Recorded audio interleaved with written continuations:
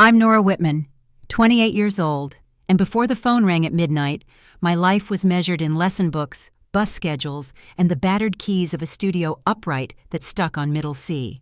The voice on the line said my grandfather's name and the words collision and didn't make it, and the room went so still I could hear the refrigerator hum. I set the handset down and watched the ink from my grading pen spread across a practice sheet, a little black lake around a dotted half note. By dawn, my neighbors were banging on the wall because I'd been playing scales in the dark trying to steady my hands. By noon, I was buttoning a black dress that didn't fit quite right and practicing how to greet people who had only come to be seen. At the church doors, my mother tugged my sleeve to straighten a hem. My father adjusted his cufflinks as if grief were a tie to pull tight. Caleb asked if there would be a reception and if the caterer did sliders. I stood at the casket and told my grandfather I'd keep my word, even though I couldn't yet say what the promise was. Before I go any further, let me know where you're listening from in the comments and tap that like and subscribe if you've ever held yourself together when it felt like the ground gave way beneath you. I teach beginners piano at a modest studio wedged between a laundromat and a tailor on the quieter end of town, the kind of place where the window buzzes in summer, and we keep a jar of peppermints by the door to celebrate first songs. Most months I'm counting dollars against bus fare, a rent check, and a second-hand sedan that rattles like a maraca over potholes. It isn't glamorous, but there is a clean rhythm to it. 15 minutes early. Fresh, sharpened pencils, a sticker for every page finished, and a tiny explosion of joy when a little hand finds the right chord at last. I learned that rhythm from my grandfather long before I ever learned arpeggios show up, listen closely, and don't confuse noise with music. Arthur Whitman did not live the way people expect a billionaire to live, at least not in the ways that mattered to him. He wore suits until they shined at the elbows and drove a black sedan the dealership stopped making before I could vote. He kept his house like a library and his schedule like a farmer, and when I was a kid, he would rest his palm lightly at my sternum and say, "Your tone is here, kiddo, not in the price of the piano." He would sit beside me at his grand and let my clumsy hands take the melody while he gathered the left hand underneath like a wide river, steady and warm. My parents taught me how to smile with strangers. He taught me how to hear what wasn't being said. At home, the air always carried a different kind of quiet. My father measured worth in promotions and introductions, the kind traded at charity dinners and golf tournaments. My mother kept our smiles crisp and our calendars full. And if Caleb dented a car or missed a class, the story was smoothed before it could stain. I was the dependable one, the sweet girl who brought casserole to a neighbor's porch and stayed late to clean up after an event, invisible in a useful way. On Sundays, I often slipped across town to my grandfather's place, where the kitchen smelled like lemon polish and coffee, where the garden he planted himself had roses that leaned right over the path. He didn't ask me to be impressive. He asked what I was practicing and waited for an honest answer. The night the officer called my apartment seemed smaller than it had that morning, as if grief itself took up square footage. I kept opening cabinets and closing them again, looking for something that would anchor me. Tea bags, a clean towel, a sweater that still held his cologne from last week's hug. I thought about the recital my students were planning and how I'd told him I'd save him a seat in the front row. The line went quiet after the word accident, and I stood there with the handset pressed to my cheek, refusing to set it down, because it was the last thing tying his name to a living voice. When I finally did, the building creaked around me like an old ship. The funeral brought a tide of people who knew him in one way or another, and many who wanted to make sure they were seen knowing him. My father conferred with the director over flowers and seating charts. My mother whispered to a reporter about his astonishing legacy and reminded the photographer to take a family shot near the arrangements. Caleb scrolled bored until he wasn't lifting his head, only when someone mentioned the size of the company. I stationed myself by the aisle and guided old friends to their pews, nodding when they told me he was the best man they'd ever met. When I leaned over the casket, it hit me that I had never once wondered what would happen to the big pieces of his life. I had only ever cared about the parts that fit in a kitchen chair, a garden path, a piano bench. After the service, we went back to my parents' house where the counters were lined with platters, and the living room felt staged as if someone had arranged grief like furniture. People said the right things and left before the coffee grew cold. My mother asked whether I could freshen up the powder room hand towels. My father took a call on the patio and kept his voice low but not low enough to mask numbers. Caleb drifted from tray to tray, all appetite and no conversation. I washed the coffee spoons until my fingers pruned and thought about how my grandfather would have stood at the sink beside me, drying with the old striped dishcloth, telling a story about the first warehouse lease he ever signed and how he mopped the floor himself before the ribbon cutting. It was late when the house finally emptied out and the silence returned, not the kindly kind from my grandfather's study, but something sharper like a knife edge. My father stood by the mantel as if it were a podium and asked too carefully whether I had heard from the firm about arrangements. My mother adjusted a frame and said the lawyer's office would be in touch. She used the word formalities and straightened a vase that didn't need straightening. I nodded and said I would go home to rest. In the driveway, the night air smelled like rain, and I sat in my car with my hands on the wheel long after the porch light blinked off. My phone vibrated at 8:07 the next morning, and a calm voice invited our immediate family to a meeting at 10 sharp. I stared at the screen, the message glowing like a fuse, and knew that whatever waited in that room would ask me to decide who I was willing to be in front of the people who had never quite seen me. The next morning, I drove through a drizzle that seemed to cling to the windshield no matter how fast the wipers moved. My stomach had been in knots since dawn. The address Martin Hale's assistant had texted was a red brick building downtown, the kind of place where everything smelled faintly of paper and polished wood. I sat in the parking lot longer than I meant to, watching the water bead and roll down the hood of my car until a sharp knock on the window startled me. It was my father, already irritated. "You planning to sit out here all morning?" he asked. My mother stood a few steps behind him, umbrella tucked neatly under her arm, pretending not to hear the bite in his tone. Caleb was there too, scrolling on his phone, as if the meeting were a formality he couldn't be bothered with. I forced a small smile and followed them inside. The reception area was quiet, except for the tick of a grandfather clock and the low hum of an air conditioner. Martin Hale met us at the door of his office, a tall man with silver hair and kind eyes that didn't quite mask his tension. "Thank you for coming," he said. "Mr. Whitman made very specific requests for this meeting." His voice carried the weight of rehearsed composure. We filed into a long conference room lined with law books. The lights above the table gleamed off the polished surface like a mirror. My parents sat at the head as though the seats had been reserved for them by birthright. Caleb dropped into a chair, legs sprawled, still glued to his phone. I chose the seat near Martin, unsure if I was meant to speak at all. Martin cleared his throat and opened a thick leather folder. "Before we begin, I'd like to acknowledge that Mr. Whitman updated his will last year. He was examined by 2 physicians at that time to verify mental capacity. Everything here was signed, witnessed, and filed accordingly." My father waved a dismissive hand. Yes, let's get on with it." Martin adjusted his glasses and began to read. "To my beloved granddaughter, Nora Whitman, I leave the entirety of my estate financial assets, real estate investments and holdings, valued at approximately $7 billion. The words hung in the air like a struck chord that refused to fade. I blinked, certain I had misheard. The room stayed frozen for a heartbeat, then erupted all at once. My father's chair screeched backward as he shot to his feet, his face darkening to crimson. "That's absurd. He would never bypass me." My mother gasped, one hand gripping the table as though she might faint. $7 billion to a piano teacher," she said, her voice trembling between disbelief and scorn. Caleb finally looked up, his expression somewhere between shock and greed. "Where's my share?" he demanded. "He told me I'd get funding for my startup." He promised. Martin didn't flinch. Mr. Whitman's decision was deliberate, he said. He stated clearly that his son and daughter-in-law had been provided for during his lifetime, and that he wished his fortune to pass solely to his granddaughter. My father leaned across the table, his knuckles pressing into the wood. "This is manipulation." She got into his head when he was old and confused. My mouth went dry. "I didn't know anything about this," I said quietly. "He never told me." Martin reached for a remote and pressed a button. The screen on the wall came to life. There was my grandfather sitting in his leather chair, the same one by the piano room window. His voice filled the room, steady, unmistakable. "If you are watching this, I'm gone," he began.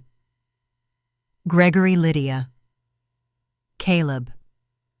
My love for you is unchanged, but I can no longer ignore what I've seen. Greed has taken hold of you. You visit when there's something to gain, not because you care. Nora is different. She gives without asking. She lives by integrity. She will carry my legacy with dignity. My mother's lips parted in shock. Caleb muttered a curse under his breath. My father's face twisted. He wasn't himself, he said. He was being used. Martin's calm voice cut through the noise. The will is legally binding. Contesting it would be costly and futile. My father turned on me, his eyes burning. "This isn't over," he said. "You think you can defy us? You'll regret it." The meeting ended in a blur. I stood outside the office building, the drizzle still falling, my mind struggling to catch up with what had just happened. $7 billion. The number felt unreal, like something belonging to someone else. But the anger in my father's voice was real sharp enough to slice through any illusion that this was about family. I drove home slowly, the radio off the rain, tapping against the roof in a steady rhythm.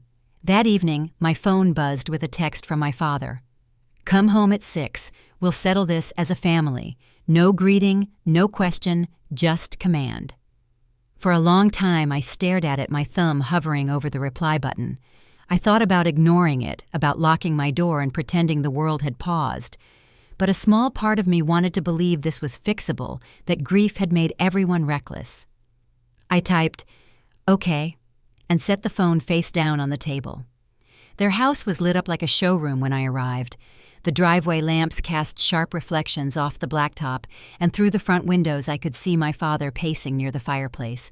My mother sat on the sofa posture, perfect a drink in her hand. Caleb lounged with his laptop open, typing furiously. When I stepped inside, the air felt heavy. My father didn't look up.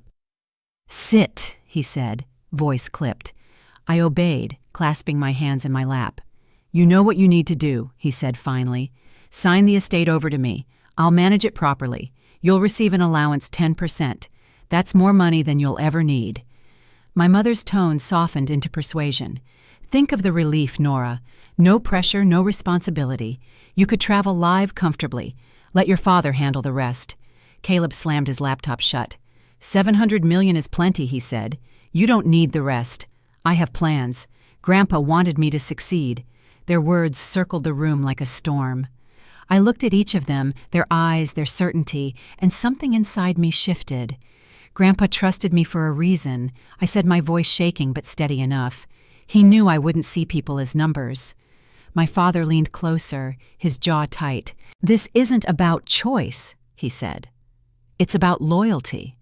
Either you sign or you walk out of this house with nothing." The silence stretched so long I could hear the rain tapping against the window pane. My heart pounded in my chest, but I heard my grandfather's voice beneath it, calm and clear. "Your tone is here, kiddo, not in the price of the piano." I took a breath. "No," I said. My father's face hardened. My mother stood, her expression twisted with disbelief. "After everything we've done for you," she cried, "you dare defy us." Caleb laughed under his breath. "Enjoy being rich and alone," he said. "Money doesn't hug you at night." My father's voice dropped to a whisper. "If you walk out that door, you are no longer my daughter. Don't call. Don't come back. You'll be dead to us." I stood slowly, my hands trembling, but my words came out clear. "I guess I've been invisible to you for years," I said. "You only saw what you wanted." His expression darkened. He grabbed my arm and yanked me toward the hallway.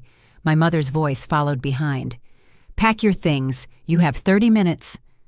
Upstairs, I filled a duffel with clothes, my passport, and the old quilt my grandmother made. I took one photograph from the dresser, Grandpa and me at the piano, his hand resting on my shoulder. When I came back down, my father was waiting by the open door, arms crossed. "Out," he said. The night air was sharp and cold. My mother's voice called after me, almost rehearsed. "You'll regret this, Nora. Family is forever." I turned once, the porch light casting their faces in gold. "Then why did you just throw me away?" I asked. The door slammed, cutting off the light. I stood there for a moment, the bag heavy in my hand, the quiet pressing in. Then I reached into my pocket and felt the small brass key my grandfather had given me last year. He'd winked when he placed it in my palm. "Someday you might need this," he'd said. I hadn't understood then, but I did now. I looked out toward the road, the dark stretching ahead, and tightened my grip around the key. Whatever came next, I wasn't going back. As I walked toward my car, the wind picked up scattering wet leaves across the driveway. Behind me, the house that had never felt like home glowed against the rain. Ahead, somewhere beyond the trees, stood the mansion my grandfather built, the one place left that had ever felt safe. I unlocked the car door, started the engine, and drove into the night, the headlights cutting through the mist. In the rearview mirror, the house disappeared from view. What waited beyond those iron gates, I didn't yet know, but I had a feeling it was only the beginning. The drive to my grandfather's mansion stretched longer than it should have, though I knew the roads by heart. The rain had thinned to mist, but the fog still clung low to the pavement, softening the glow of my headlights. My old car rattled around each curve, its engine humming a tired tune that matched the weight sitting in my chest. On the seat beside me, my duffel bag slumped open clothes half folded the quilt my grandmother made, and the framed photo of Grandpa and me at his piano. Every few miles, I caught myself glancing at it, as though the image could tell me what to do next. When the iron gates finally came into view, their familiar crest gleaming faintly under the mist, I slowed to a stop. The mansion stood beyond the trees, a dark silhouette against the gray sky. I pulled the brass key from my pocket and turned it over in my hand, tracing the initials carved into the metal. He had given it to me last year, with a quiet smile saying only, "You might need this someday." At the time I had laughed, not realizing how much that small key would mean. The gates creaked open when I turned the lock. I drove slowly up the winding drive lined with old oaks, their branches heavy with rain. When the house came into full view, the porch lights were glowing, as if someone had been expecting me. For a moment, I just sat there in the car, gripping the steering wheel, not ready to face what waited behind those doors. The house had always felt alive when he was here, filled with warmth and piano music, and the sound of him humming from the study. Without him, I wasn't sure what I would find. I climbed the steps, the key shaking slightly in my hand.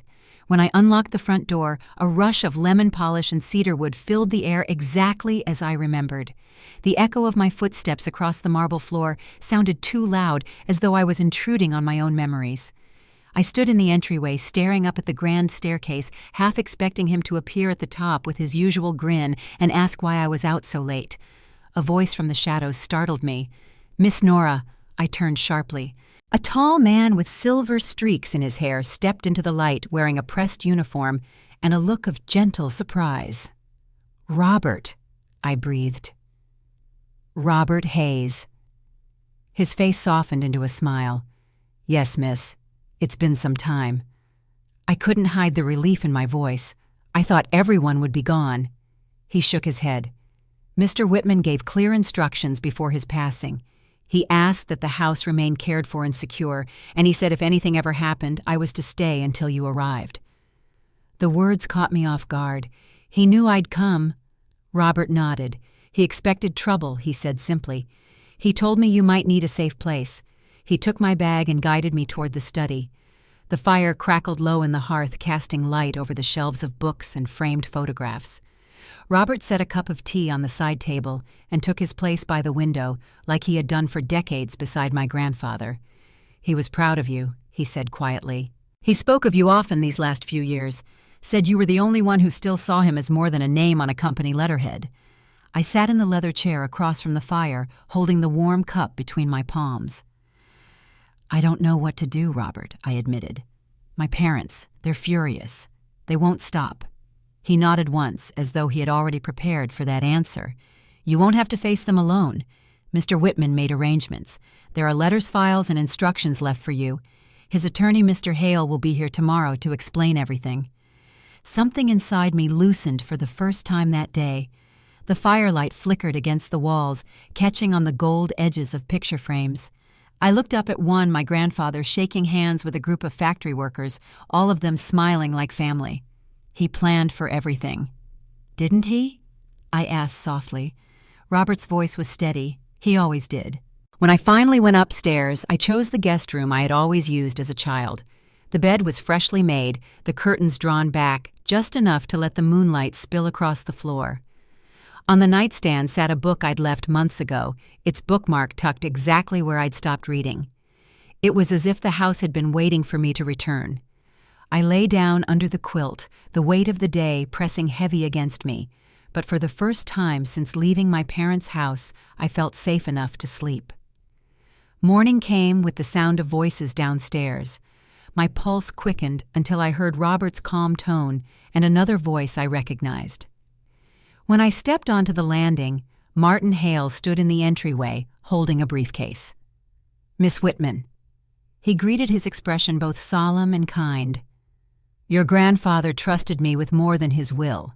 He followed me into the study and set the case on the desk. He asked that I deliver these to you personally. Inside was a sealed envelope embossed with my grandfather's initials. My hands trembled as I broke the seal and unfolded the first page. The handwriting was his strong, deliberate, the kind that never needed rewriting. "Nora," it began. "If you are reading this, it means I am gone. You must know that I did this out of love, not strategy. Do not let guilt lead you back to those who would take what they did not earn.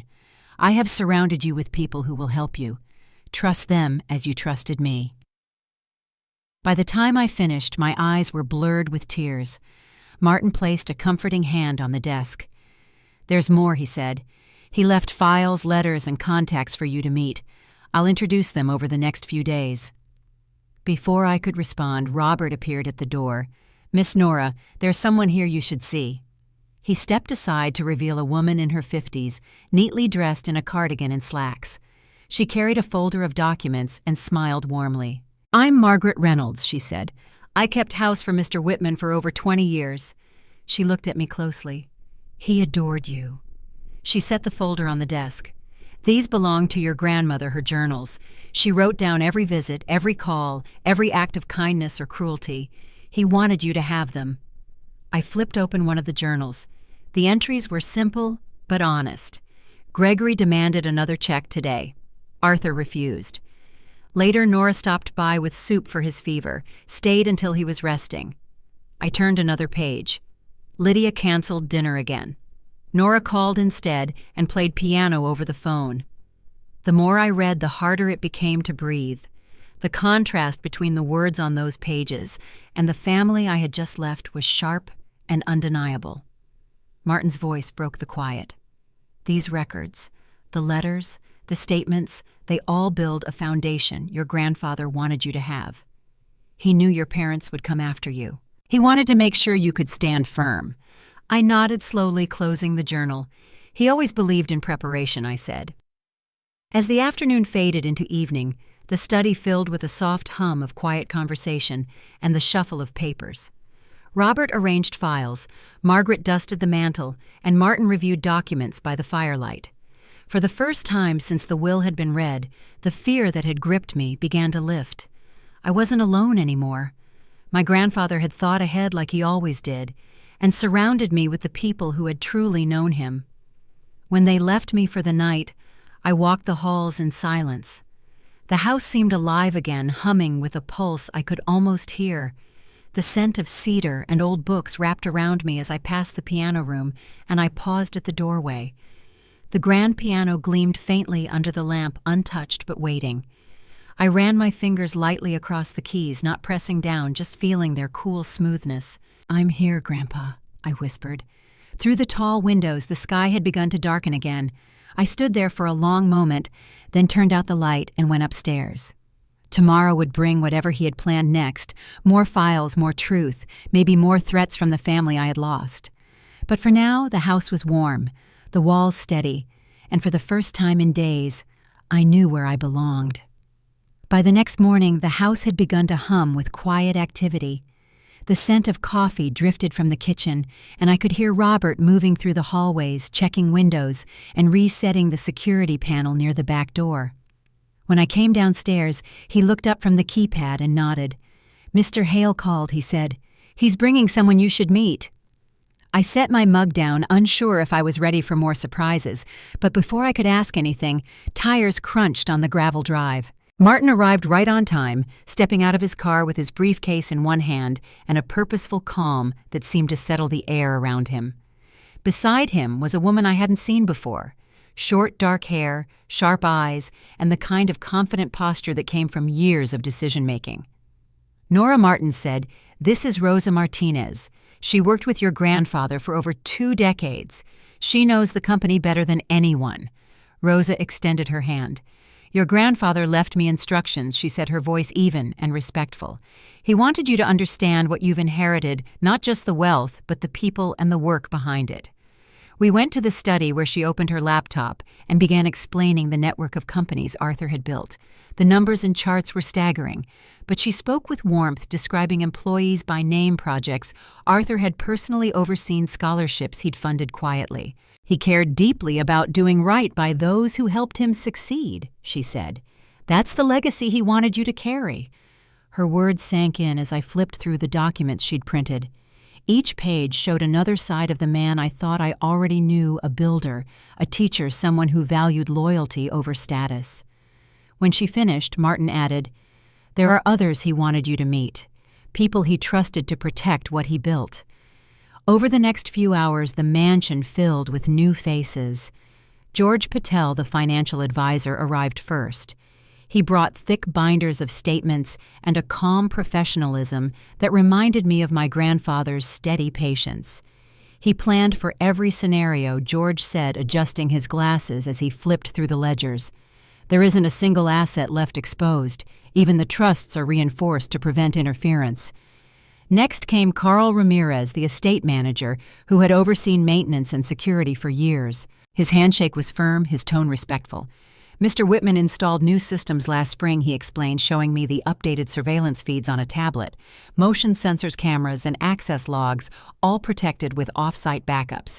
He said it was for peace of mind, though I suspect he meant for yours. By early afternoon, Robert had set out refreshments in the dining room, while Margaret dusted the bookshelves in the next room. The house felt alive in a way it hadn't since the funeral, steady, purposeful, quietly united. I watched them move through the space, each person working with unspoken understanding, and realized how carefully my grandfather had woven this web of trust.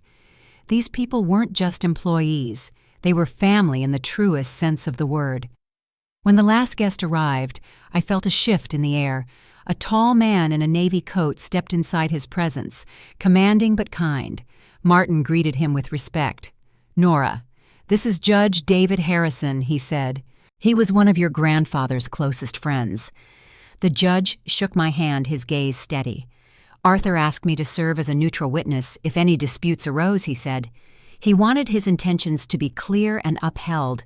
His words carried the quiet authority of someone used to restoring order in a room full of chaos. The afternoon turned into a slow current of conversation, files being exchanged and memories being shared. Each story added another layer to the man I'd lost. His diligence, his humor, his refusal to let wealth define him. As the sun dipped low, the fire in the study glowed softly, and the faces around me blurred into a comforting mosaic of loyalty and purpose. Martin gathered the final documents and looked at me. "Your grandfather built this support system to protect you," he said, "but it's only as strong as your willingness to stand firm." I nodded, feeling the truth of his words settle deep inside me. "He knew my family would come after this," I said quietly. He prepared for them.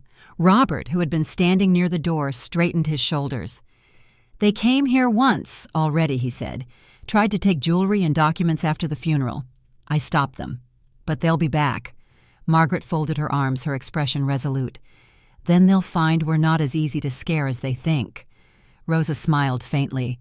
"Your grandfather believed in the power of preparation. That belief hasn't gone anywhere."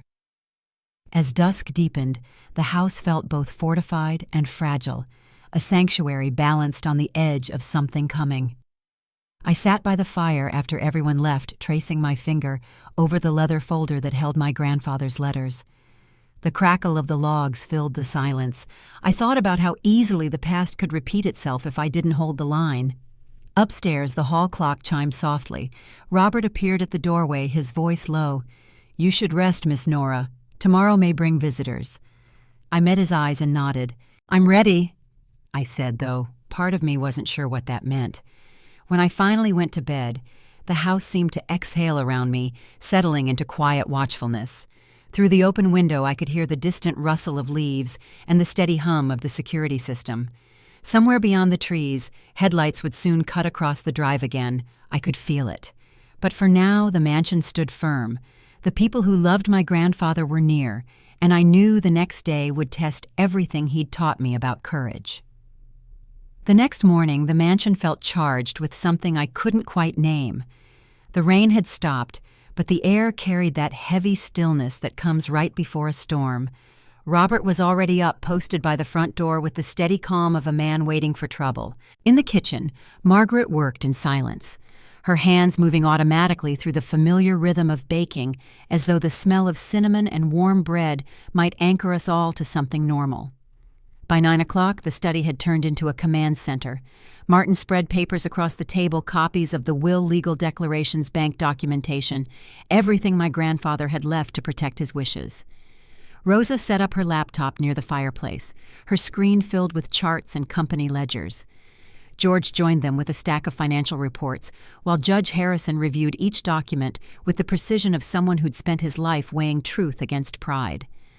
I stood near the window, my hands resting on the cool marble sill, listening to their voices weave together.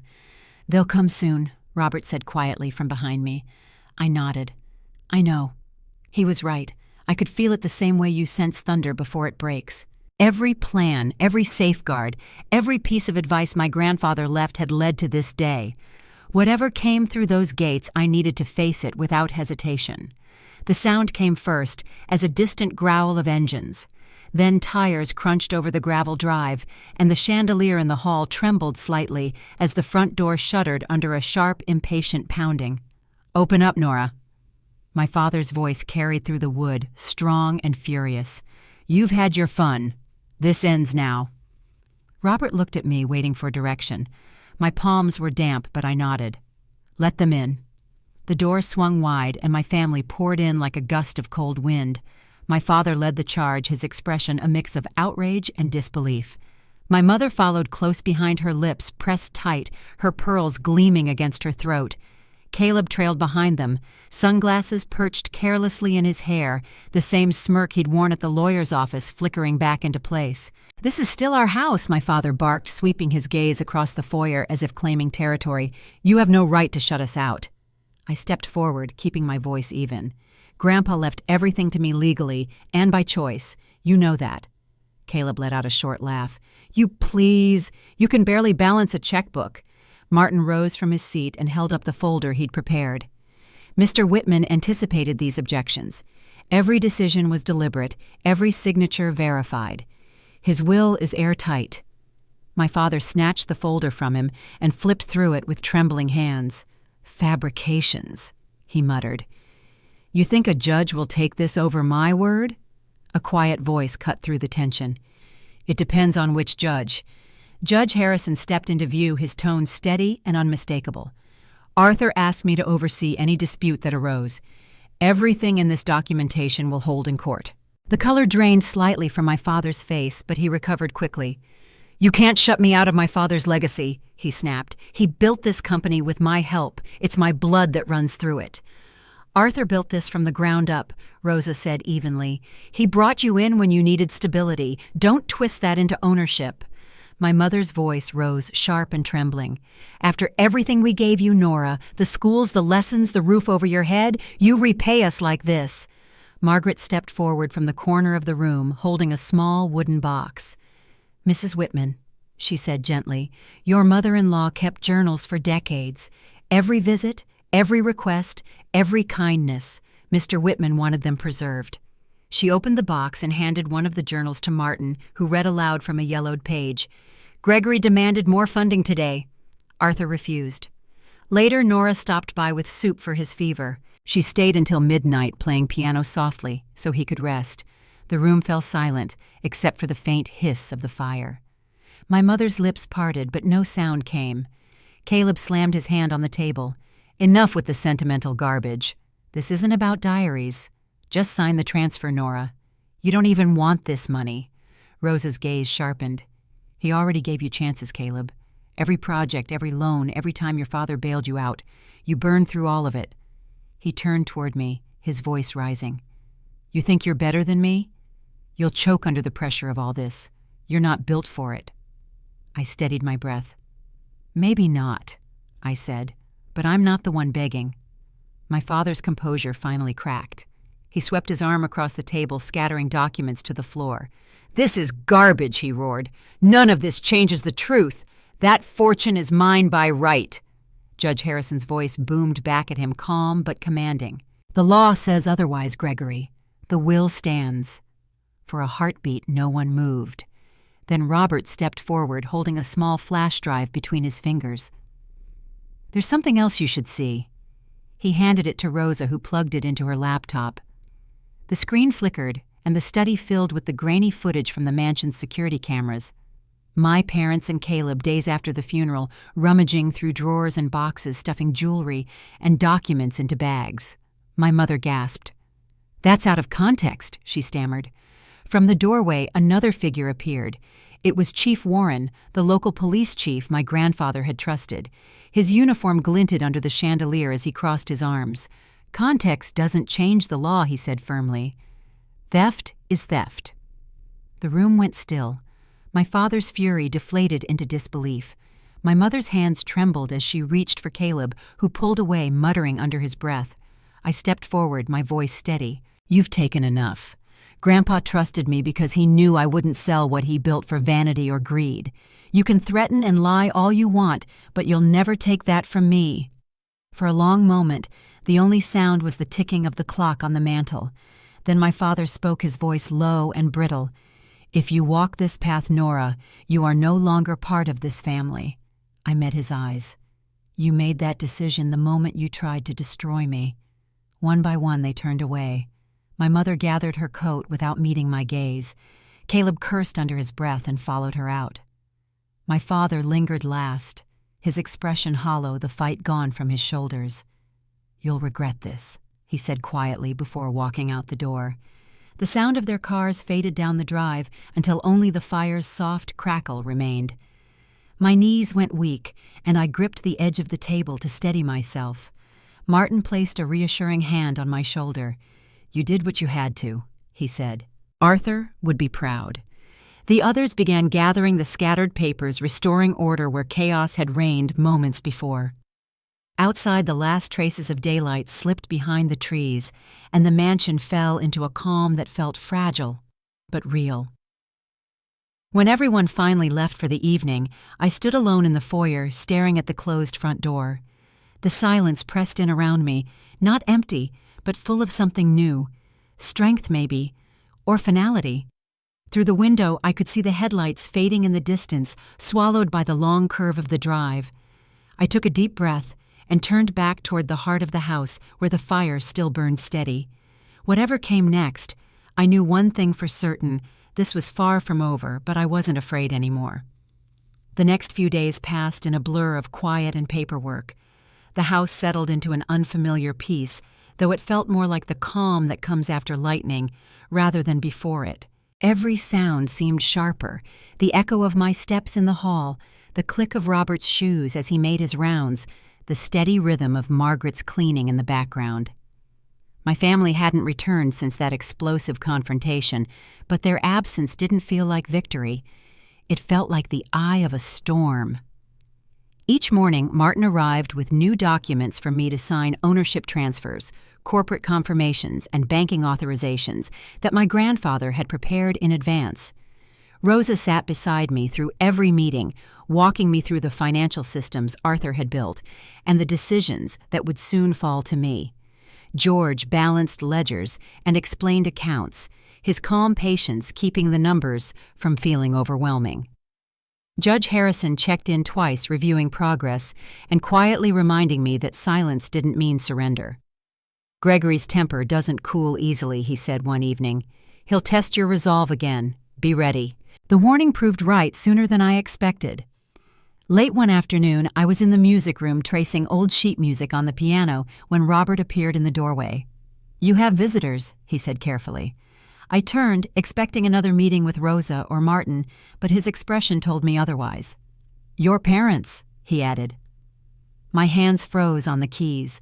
The memory of their last words, sharp, final, unforgiving, rose like smoke in my chest. Still I stood and followed Robert down the stairs.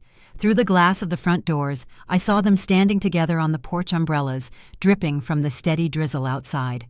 My father's face was set in a strained smile. My mother clutched her purse, her eyes red-rimmed but focused. I opened the door just wide enough to hear my father say, "We need to talk, Nora." His voice was calm, too calm, the kind that always came before he made a demand. "There's nothing left to discuss," I said quietly. "You made that clear." He shook his head. "We reacted poorly, I'll admit that. But you can't keep holding a grudge. This family, our family, has a reputation to maintain. You've made us look divided, and it's not good for anyone." Behind him, my mother added, "You can't let outsiders manipulate you, sweetheart. That staff and those advisors, they're using you. You're young, inexperienced. They're taking advantage of what your grandfather left behind." The air felt colder standing in that doorway. I had heard this tone before, softened edges hiding sharp intent. "If you came to apologize, say it," I said. "If you came to take something, leave." My father's expression hardened. "You can't run an empire by emotion. Sign over control to me, at least temporarily. I'll handle the operations while you learn." I felt a flicker of disbelief. "You mean the same operations you already tried to steal?" I asked. His jaw tightened, but before he could speak, Robert stepped forward from the shadows. "Mr. Whitman," he said evenly, "this is private property. If you intend to make threats, you'll have to leave." My father's eyes darted past him toward the study, where the fireplace still burned low. "That house isn't yours to defend," he snapped. "Everything in it belongs to this family." "Correction." Martin's voice came from behind us. He had arrived quietly, papers in hand. "Everything here belongs to Nora, by law, and by Arthur's documented wishes. Any further trespassing will result in formal action." The silence stretched before my father laughed under his breath. "You think you can intimidate me with paperwork?" Judge Harrison's voice interrupted from the foyer. "It won't be paperwork that stops you," he said calmly. "It will be evidence." He held up a slim file that Martin had brought copies of the same surveillance footage that had exposed their earlier break-in. "You're already under review for theft and coercion. I'd advise you not to add intimidation to the list." For a moment, my father looked like he might strike the folder from the judge's hand. But instead, he stepped back, his voice low and bitter. "You'll regret siding against your own blood, Nora. Those people around you, they'll disappear the moment the money runs dry." My mother's voice softened again, pleading this time. "Please, Nora, you're our daughter. Don't let this bitterness destroy us." Something in me wanted to believe her, but I remembered every moment that led to this point, the threats, the manipulation, the dismissal of who I was. I met her gaze and said, "You destroyed it when you put money above love." They turned away without another word. The rain swallowed their footsteps as Robert closed the door. I stood there for a long time staring at the wood grain until Margaret appeared with a towel and a look of quiet concern. "They won't stop easily," she said. "Your grandfather knew that, but he also knew you wouldn't either." That night we gathered in the dining room again, Martin, Rosa, George, Robert, and Margaret. The atmosphere was steadier this time, less chaotic. Rosa projected updated figures on the wall showing the company's current standing. "The press has already caught wind of the will," she said. "We'll need to make a statement, something simple, respectful, and final." Martin nodded. "We'll draft it tomorrow morning. For now, Nora needs rest." But I couldn't rest. Long after everyone had gone to their rooms, I walked the quiet halls of the mansion, the air humming with energy. I paused by the piano, tracing my fingers across the keys. The house was alive again, not with chaos, but with something stronger. Every plan my grandfather had made, every person he'd trusted, was now part of a shield I hadn't realized I had. Just before midnight, my phone buzzed on the table. It was an unknown number, but the message was short and clear. "You may have the money, but you'll never have peace." My breath caught, and I turned toward the security monitor mounted near the kitchen. The driveway was empty except for the rain. I saved the message and sent it to Martin. His reply came within a minute. "Don't respond. We'll trace it tomorrow." I shut off the phone and stood by the window. Outside, the mist had thickened, curling like smoke over the gravel path. Somewhere beyond it, the world that had rejected me was watching, waiting. But behind me, the fire still burned in the study, steady and bright. The storm wasn't over, not by a long shot, but I finally understood what my grandfather had meant when he called this place a fortress. It wasn't the walls that made it one. It was the people who stood within them. I turned from the window and whispered into the quiet, "I'm ready, Grandpa." The words lingered in the air, carried by the hum of rain against the glass, as the house settled back into its deep, watchful calm. The following week unfolded like a long exhale after too many held breaths. My parents' threats quieted, at least publicly, though I knew better than to trust their silence. Each day began the same early light spilling through the curtains, the sound of Robert opening the shutters, the steady rhythm of work filling the mansion again.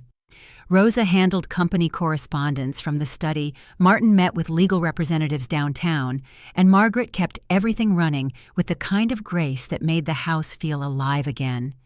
Evenings brought small dinners in the kitchen, just a few of us around the table. It was simpler than I expected, bread still warm from the oven, a pot of stew, quiet conversation that carried the comfort of routine. After everything that had happened, the peace felt fragile, like a truce the world hadn't noticed yet. But the quiet never lasted long. On Thursday morning, Martin arrived with a folder under his arm and a wary look that told me the news wasn't good. "Your father filed an injunction," he said, setting the documents on the table. "He's demanding a formal review of the estate's management. It won't undo the will, but it could delay full control." I stared at the papers, the legal language swimming in front of me. "Can he really do that?" I asked. Martin nodded. "Anyone can file a challenge, but he doesn't have grounds. It's mostly a performance, an attempt to pressure you into compromise." Rosa looked up from her laptop. "He wants to exhaust you, drag you through enough hearings that you'll want out." For a moment I couldn't speak. Then I said quietly, "He won't win." The words surprised even me with how steady they sounded. We spent the next few hours planning the response statements, filings, and additional verifications of Arthur's cognitive evaluations. Rosa called the company's board to reassure them. George brought updated asset reports showing that no irregularities existed. By evening, the challenge had already started to lose momentum. It was built on resentment, not evidence. Still, the effort left me drained. Later that night, after everyone had gone home, I walked the halls of the mansion. The faint tick of the clock echoed through the corridor. The portraits of my grandparents watched from the walls, familiar and still. I paused at the piano, running my fingers lightly across the keys. The silence that followed wasn't empty. It was patient, as though the house was waiting for the next note. The next morning brought the first sign of real change. Rosa handed me a letter, embossed with the company seal. "It's official," she said. "You're now the primary chair of Whitman Industries." The words caught me off guard. For a moment, I simply held the paper, the ink still sharp and new. My grandfather's legacy, his life's work, was now mine to uphold. That day, we announced the news quietly through a statement Martin helped craft. It was short and respectful, honoring Arthur's memory and reaffirming the company's mission of integrity and community support. Within hours, messages began flooding in from employees, board members, and community partners. Some offered congratulations, others simple reassurance that they stood behind the foundation he'd built. For the first time since the will reading, the fear that had clung to me began to ease. Still, my family's silence grew heavier with each day that followed. No calls, no letters, only that unshakable feeling that they were watching from the sidelines, waiting for a chance to strike again. It wasn't until a week later that the next blow came. It happened on a Friday afternoon. I was in the study reviewing paperwork when Robert appeared at the doorway, his expression tight. "Miss Nora," he said carefully, "the police chief is here." Chief Warren stepped into the room, hat in hand, his presence filling the space with quiet authority. "I thought I'd better come in person," he said. "Your father filed a complaint claiming we're withholding family property, artwork documents, and jewelry he says were taken from the house after the funeral." My pulse quickened. "That's not true," I said. "I know," he replied, calm and even. "But we have to follow procedure. I'll need to do a brief inventory to confirm everything's accounted for." Robert led him through the halls while I followed, watching as he checked each room methodically. Every item had already been cataloged by Martin weeks ago, down to the smallest heirloom. When the inspection was finished, the chief turned back to me. "Everything's in order," he said, signing off on his report. "I'll close this matter myself, but I wanted to warn you your father's not done trying to get under your skin." His words lingered long after he left. That night, I sat by the fire in the study, the soft flicker of flames casting light on my grandfather's portrait. He had always said that integrity would outlast noise, that truth didn't shout, it endured. The following week brought a different kind of noise. News of my father's failed injunction leaked to the press. Some outlets painted him as a wronged heir, others as a man consumed by greed. Reporters began calling, but Martin handled each inquiry with calm professionalism. Rosa kept the company steady, assuring stakeholders that nothing had changed. And through it all, the mansion stood quiet, a refuge against the chaos beyond its gates. When the dust finally settled, the courts issued their final decision. Every claim my father filed was dismissed. The will stood untouched. The estate, the company, and the foundation were all legally recognized as mine. Martin delivered the news in his usual measured tone, but there was a flicker of relief behind his eyes. "It's over," he said, "legally, permanently, and publicly." The words filled the room soft but final. Margaret covered her mouth with her hand, tears glinting in her eyes.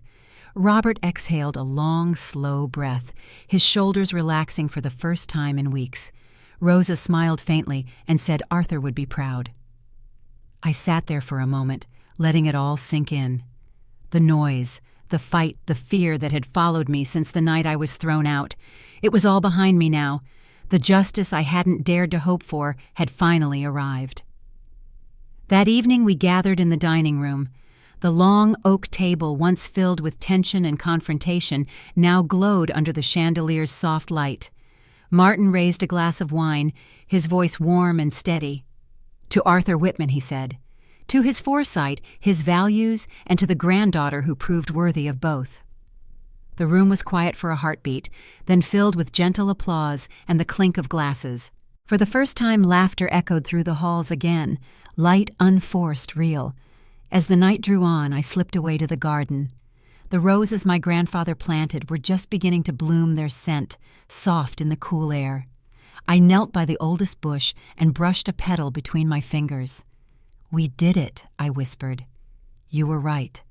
Preparation isn't just protection, it's faith." The breeze stirred the branches, carrying the faint sound of the piano through the open window behind me. I looked back at the house, its windows glowing against the dark. It no longer felt like a fortress. It felt like home. Somewhere inside, Margaret's laughter mixed with Robert's low voice. Rosa was still talking with Martin by the fire. They weren't just colleagues anymore, they were family. The kind my grandfather had meant when he said that love was measured by loyalty, not blood. The night was clear, the air finally still. For the first time I could see the path ahead, not one built from defense or fear, but from the quiet strength he had left in me. And though I didn't know exactly what came next, I knew it would begin here. The morning after our small celebration, the mansion felt lighter, almost reborn. Sunlight streamed through the tall windows, soft and golden, touching the same marble floors that had once echoed with anger and grief. I brewed a pot of coffee and carried it out to the terrace where the garden spread out in neat rows of color. The roses my grandfather planted glowed with new blooms. For the first time in months, the air smelled like peace instead of tension. I thought about everything that had led here, the sleepless nights, the fear, the shouting, the silence that came after. There had been moments I doubted I could carry what my grandfather left me. The fortune, the company, the estate, they were heavy things. But the people who stood beside me had made them lighter. Rosa with her quiet leadership, Martin steady and unshakable. Robert and Margaret who kept the heart of the house alive. Even Chief Warren and Judge Harrison had become part of the strange family my grandfather seemed to have seen forming long before I did. In the weeks that followed, the foundation grew from an idea into something real. We opened scholarships for students who couldn't afford music lessons. Local schools received instruments and art supplies. I started a Saturday workshop at the mansion teaching piano to children from nearby towns. Their laughter filled the halls, echoing against the old walls that had known too much silence. Every time I watched their small hands hover nervously above the keys, I thought of my grandfather sitting beside me all those years ago, saying softly, "Music comes from the heart, not from the notes." The company, too, began to take a new shape. Rosa helped reorganize leadership to focus on community programs. George oversaw charitable investments, and Martin established legal protections that made it nearly impossible for greed to touch what we'd built. For every piece of my grandfather's legacy, they helped preserve. I felt him closer, like he was still guiding the rhythm of every decision. As for my parents and Caleb, their lives moved in a different direction. The last I heard, my father had stepped down from his position at the firm after public scrutiny became too much to bear. My mother retreated from the social circles she once ruled, her name mentioned less and less in society pages. Caleb tried to launch another business, but without funding or family connections, it quietly dissolved. I didn't take joy in their fall, but I also didn't feel guilt. For the first time, their choices and consequences belonged to them, not to me. One crisp autumn morning, I visited my grandfather's grave again. The grass had grown thick around the headstone, and someone Margaret most likely had placed fresh lilies beside it. I knelt down, brushing away a few leaves, and smiled. "It's been a year," I said. "The company's thriving, the foundation's helping more people than I imagined, and the house feels alive again." The breeze carried the faint scent of cedar and soil, the same smell that used to linger on his coat. "You were right about everything. About family, about integrity, about how real wealth has nothing to do with money." For a while I sat there in silence, listening to the wind move through the trees. There was no voice from the sky, no sign or symbol, just a quiet certainty that he was proud. When I finally stood, the world around me felt settled like a song reaching its final chord. That evening I played the grand piano in the parlor, the same one my grandfather used to sit beside. The notes flowed easily, soft and steady, filling the air with warmth. One by one, the others drifted in. Rosa with her mug of tea, Robert leaning against the doorway, Margaret wiping her hands on a towel. No one spoke. They just listened. As the last note faded, I looked around at them, the people who had stood with me when everything seemed lost, and realized that the mansion wasn't a fortress anymore. It was home, not because of its walls or its wealth, but because of the hearts it sheltered. When I turned off the lamp and walked upstairs, the halls no longer felt heavy with memories. They carried new ones, now, ones built on loyalty, respect, and quiet love. I knew the road ahead wouldn't always be easy, but I also knew I was ready for it. My grandfather had prepared me not just to protect his legacy, but to live it. Looking back, I understand now that justice isn't always about punishment. Sometimes it's simply the moment you reclaim your peace after others tried to take it. It's standing tall in the truth, even when it costs you everything familiar. It's learning that family isn't defined by blood, but by the people who stay when others walk away. So if you've ever been told you're too quiet, too kind, or too soft to stand up for yourself, I hope you remember this story. Strength doesn't always shout, it endures, it rebuilds, it forgives without forgetting. And sometimes it plays a simple song in an old house, knowing that love in the end is the loudest sound of all. Thank you for listening to my story. If it reminded you of your own journey toward peace or resilience, I'd love for you to share it in the comments. And if you believe in stories that honor dignity and quiet strength, stay with me for the next one.